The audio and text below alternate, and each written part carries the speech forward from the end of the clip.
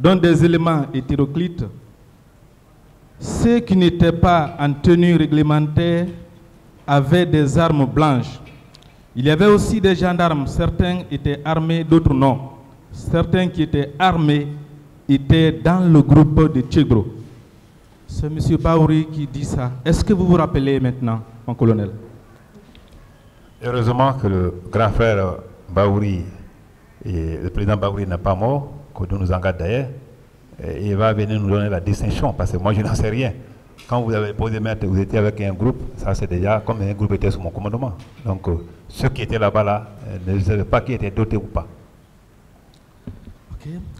Mon colonel, lorsque vous êtes entré au stade, selon vous, pour sauver les leaders, je veux savoir, est-ce que vous êtes resté dans la grande cour ou bien vous êtes arrivé à l'intérieur, là où se tenait le meeting? J'ai répondu à la question, maître, s'il vous plaît. Pourtant, la précision me semble être importante. Je ne vous oblige pas, mais je souhaiterais vraiment savoir, est-ce que vous êtes arrivé à l'intérieur du stade? J'ai déjà répondu à la question à plusieurs fois. Ok, il n'y a pas de problème. Je vous rappelle effectivement, quand vous dites que vous avez déjà répondu à la question, selon moi, selon mes notes, hier vous avez dit que vous n'êtes pas arrivé à l'intérieur du stade, que vous êtes resté dans la cour. C'est ce que j'ai noté.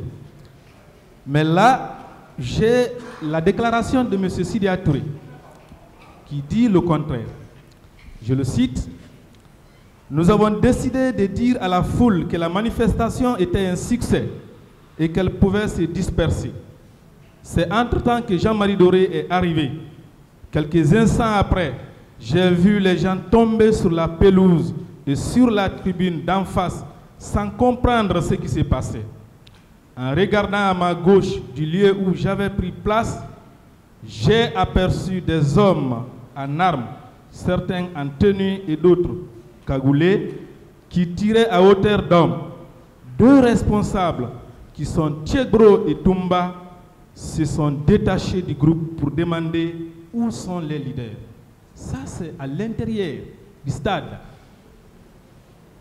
C'est de l'intérieur du stade dont parle M. Sidia Touré. Qu'en dites-vous, mon colonel? Qu'en dites-vous? J'ai été clair. Et quand ce qu'il dit là, c'est très contradictoire. Rencontrer monsieur le premier a été rencontré et que je sois encore à l'intérieur du stade pour dire où sont les leaders. Donc moi, comme il est vivant, le grand frère Sidia, le président Sidia, certainement il viendra apporter les précisions. Quant à moi, je te dis que je n'étais pas... Comment Touma et moi on peut marcher ensemble pour demander les leaders? Je vous dis que Touma et moi, c'était les chiens de faïence.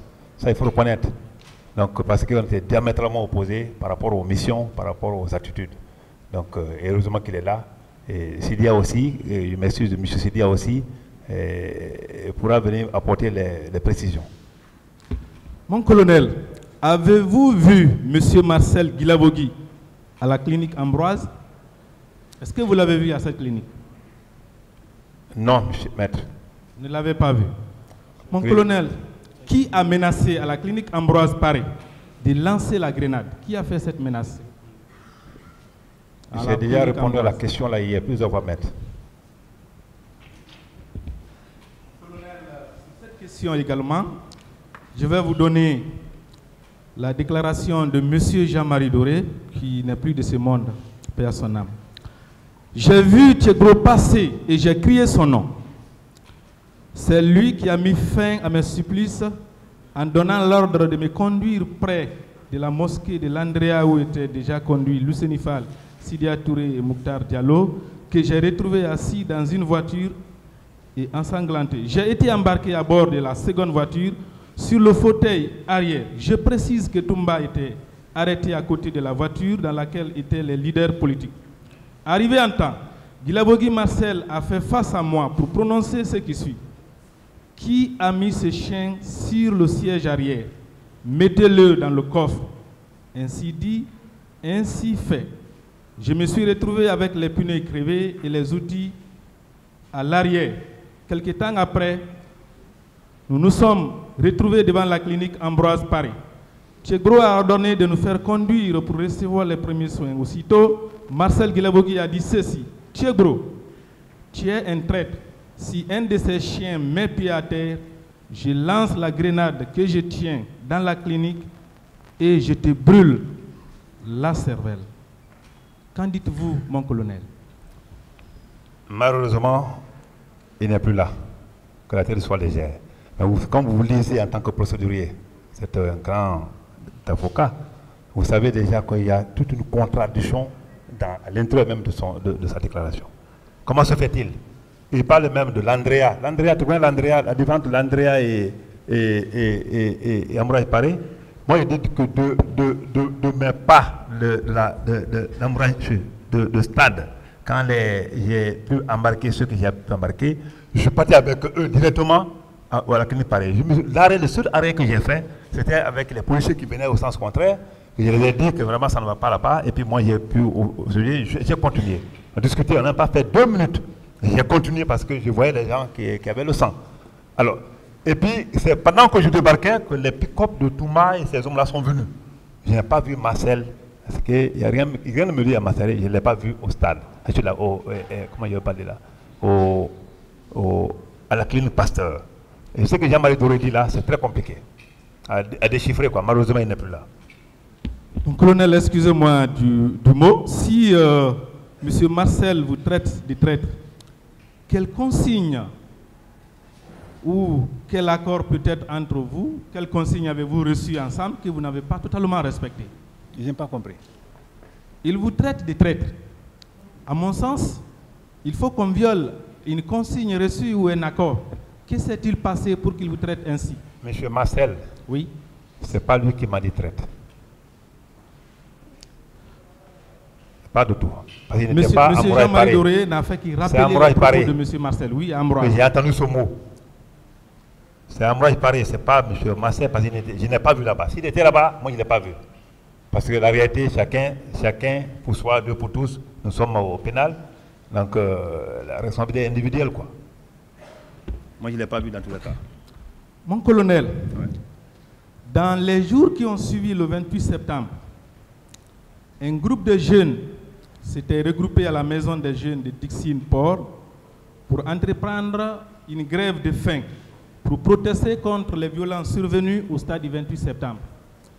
Êtes-vous allé, avec 2 pick-up de gendarmes, rencontrer ce groupe de jeunes à la maison des jeunes de Dixine-Port? À la maison des jeunes de Dixine-Port? Oui. Pas oui. Le 28 septembre, dans les jours qui ont suivi le 28 septembre. Oui. Vous vous rappelez? Oui. Alors, ce groupe de jeunes dit que lorsque vous êtes arrivés, vous avez traîné ces membres dans la boue en les tirant les pieds. Est-ce que c'est exact? Est-ce que c'est ce que vous avez fait? Le chef de quartier de Dixine-Port, M. Ali Bangoura Balissouma, je ne sais pas, de Dixine, pourra vraiment vous donner des précisions par rapport à ça. Le quartier où je suis logé, même si tu es fou, il ne faut même pas penser à soi-même hein, en tant que militaire, mais pensez un peu à ta femme et tes enfants. Je n'avais qu'un seul enfant, à l'époque, je le précise. Mais il y avait des frères, collégiens, lycéens qui vivaient avec moi. Pensez à ces gens-là, à tes proches, le quartier où tu vis. Moi, je suis très d'accord avec les jeunes de Dixine. Hein.